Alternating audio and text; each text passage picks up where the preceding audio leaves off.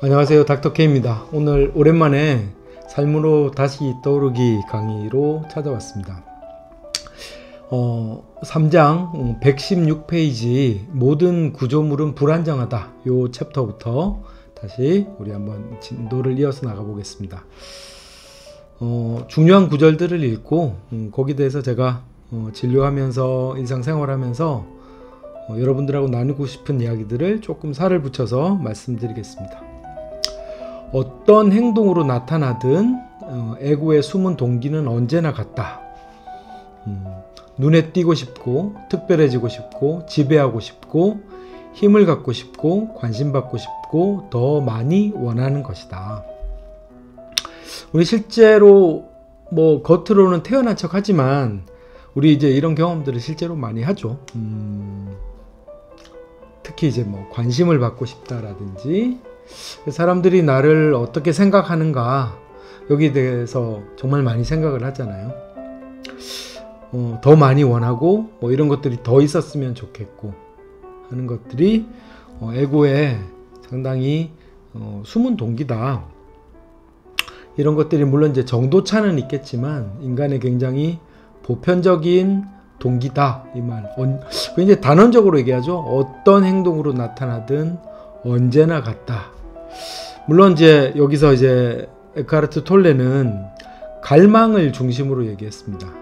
그러나 우리가 이제 대극의 원리에 의해서 갈망의 항상 반대쪽에는 혐오라는 것도 존재하죠.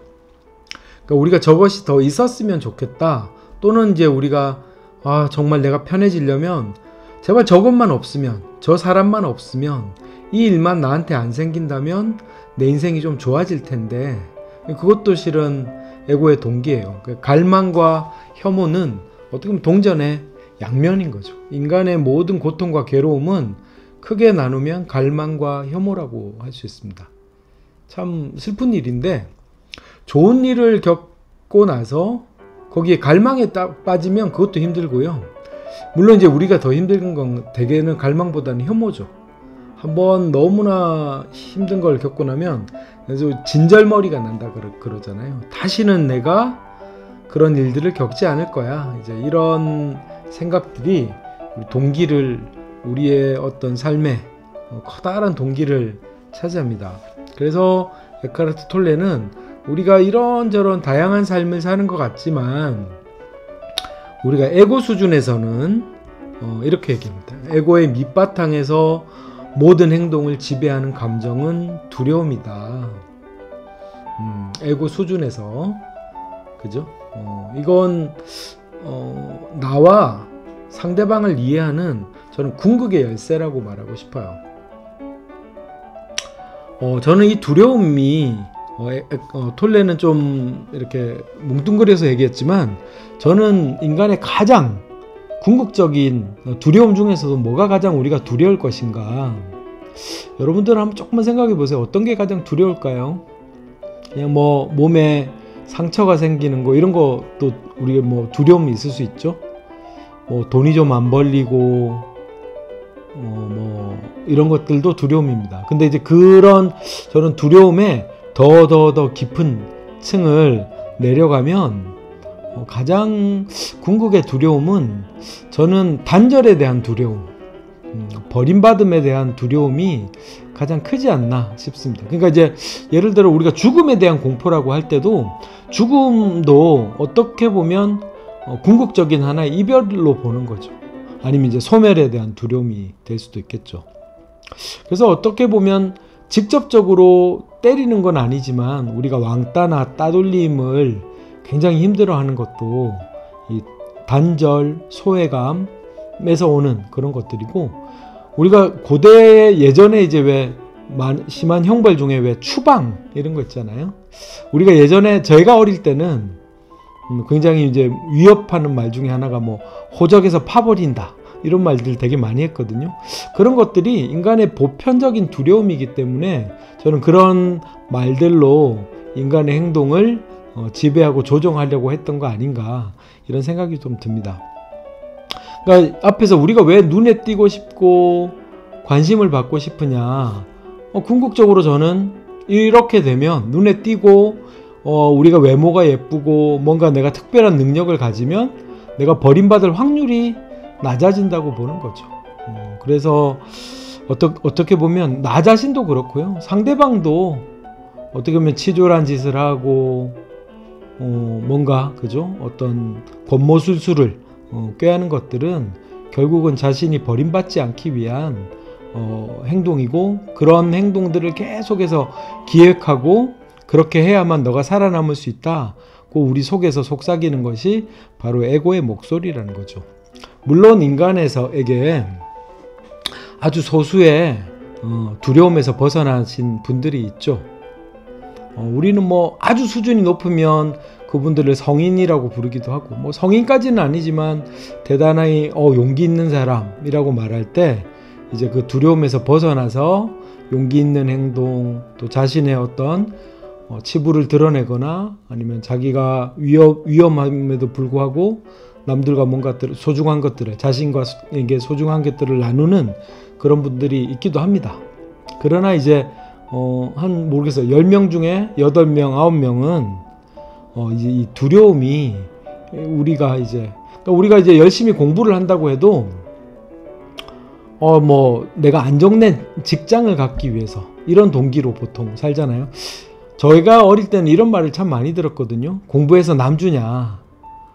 그거 다 이제 나 좋기 위해서 공부하는 거다라는 말인데, 지금 저는 물론 뭐 공부를 해서 자기에게도 유익이 되지만 공부의 궁극적인 목적 중에 하나는 또 남에게 공유하기 위한 공부가 될 때 그게 더 건강한 공부가 되는 것 같아요.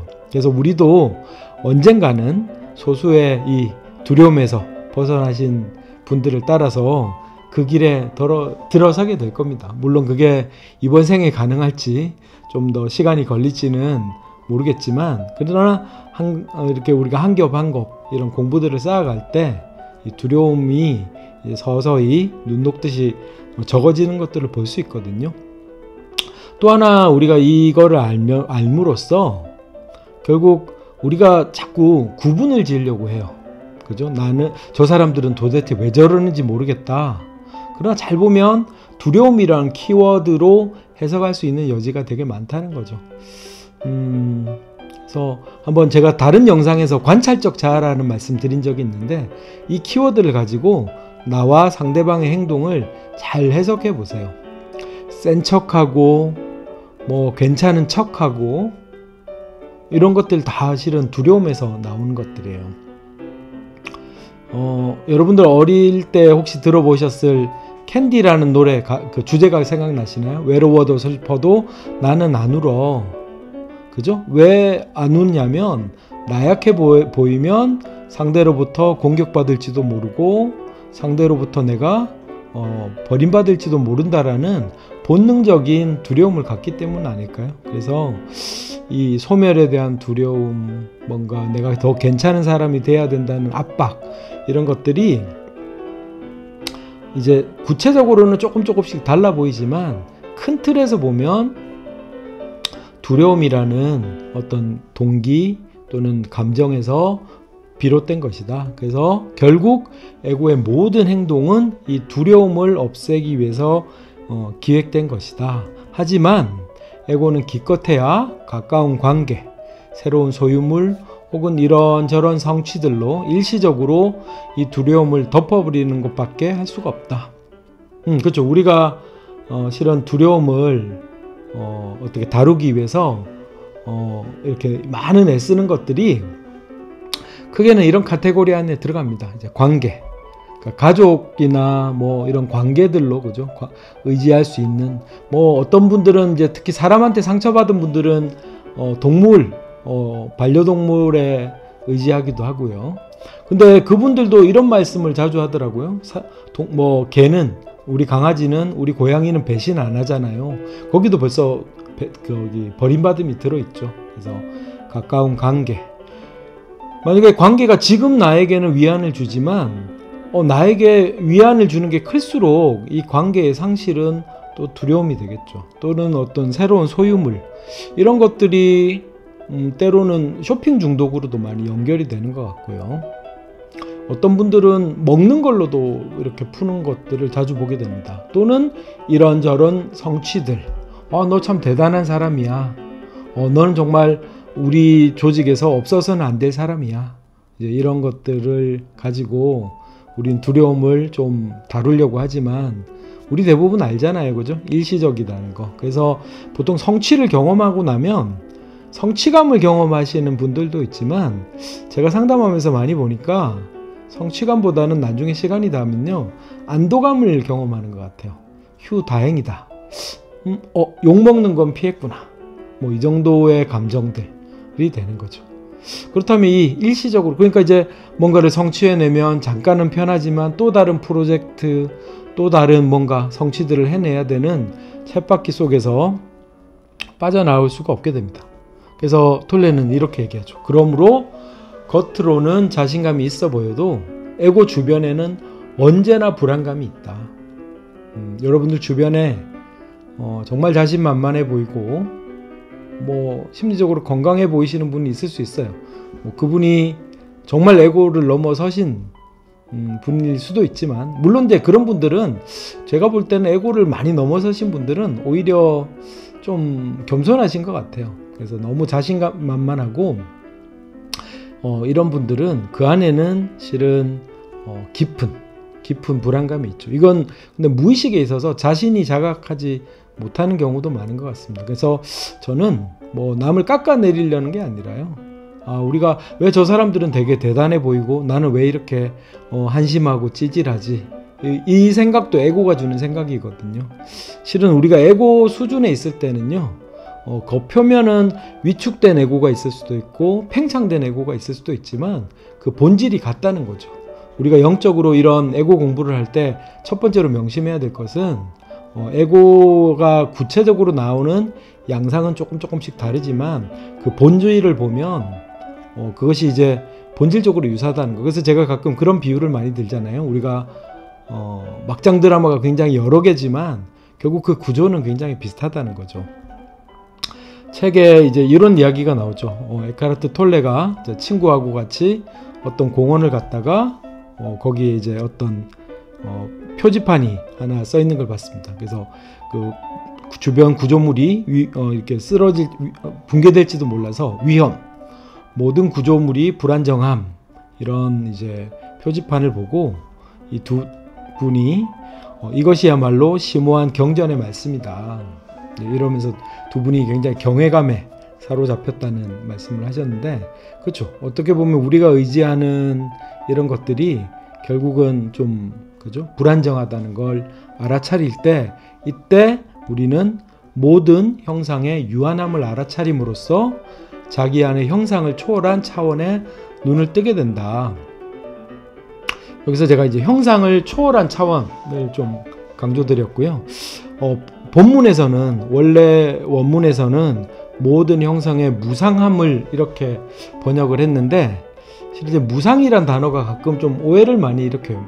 인생 무상 이러면 이제 뭐 그냥 덧없고 의미 없고, 그죠, 부질없다, 이런 식으로 해석되는 경우가 많아서 원래 영어의 뜻을 살려서 저는 유한하다.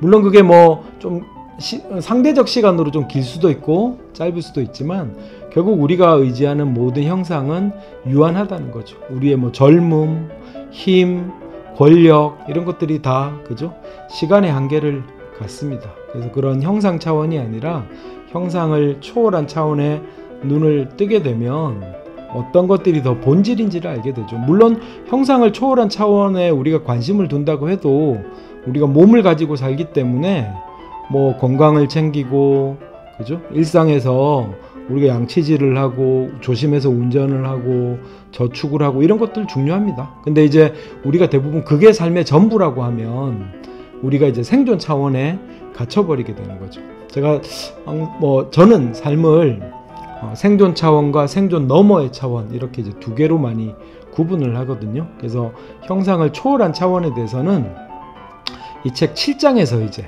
그것들이 좀 더 자세하게 나오게 됩니다. 지금 우리는 형상 차원에서 형상이 그냥 덧없다는 게 아니라 그냥 그것이 우리의 삶에 매우 요긴하고 중요하죠. 그렇지만 유한한 어떤 그것이 가져다 주는 효용과 그것의 한계를 동시에 자각함으로써 거기에 너무 큰 의미를 부여하는 걸 조금 줄이자는 거죠.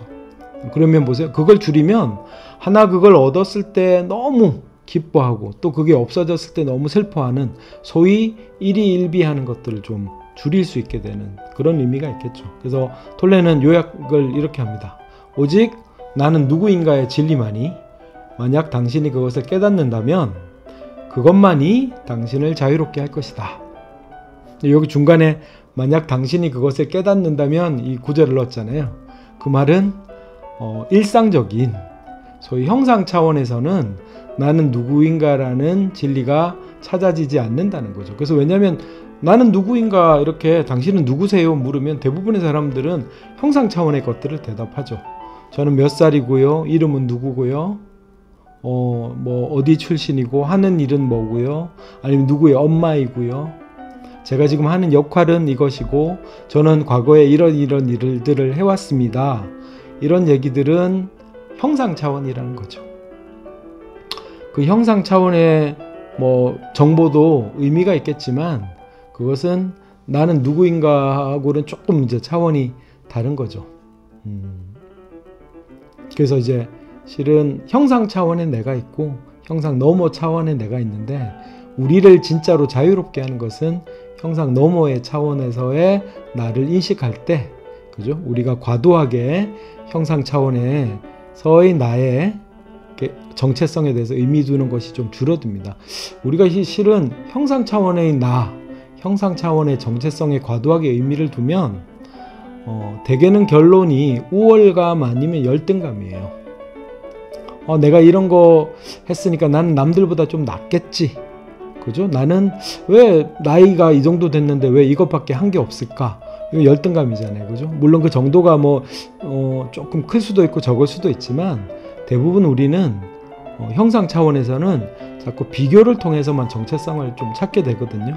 형상 너머의 차원에서는 그런 의식들이 조금 이렇게 사그러들고 훨씬 자유로운 것들을 볼 수 있습니다.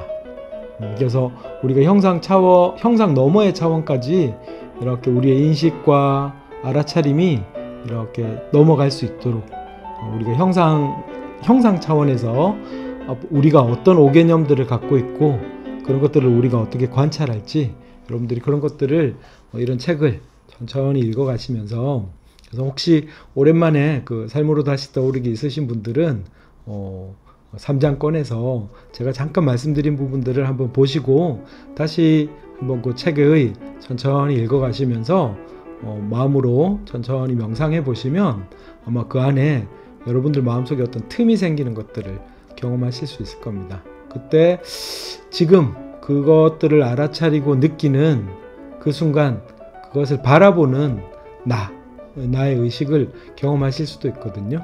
그때 한번 여러분들이 좀 마음이 좀 가벼워지는 것들도 혹시 경험하실 수 있으면 좋겠다는 생각이 듭니다. 삶으로 다시 떠오르기란 책을 많이 권해드리는데 뭔가 심오한 것 같은데 좀 책이 어렵더라 이런 말씀을 많이 하시더라고요. 그래서 부족하지만 제가 조금이나마 보충해서 말씀드릴 수 있는 부분들을 말씀드리고 싶고요. 또 여러분들도 혹시 각자 책을 읽으시면서 본인에게 와닿는 방식으로 어떤 작은 울림과 깨달음이 있다면 댓글을 통해서 이렇게 같이 공유해보면 이런 것들이 우리가 집단으로 또는 이렇게 에고에서 벗어날 수 있는 그런 또 선한 활동이 되지 않을까 싶습니다. 감사합니다.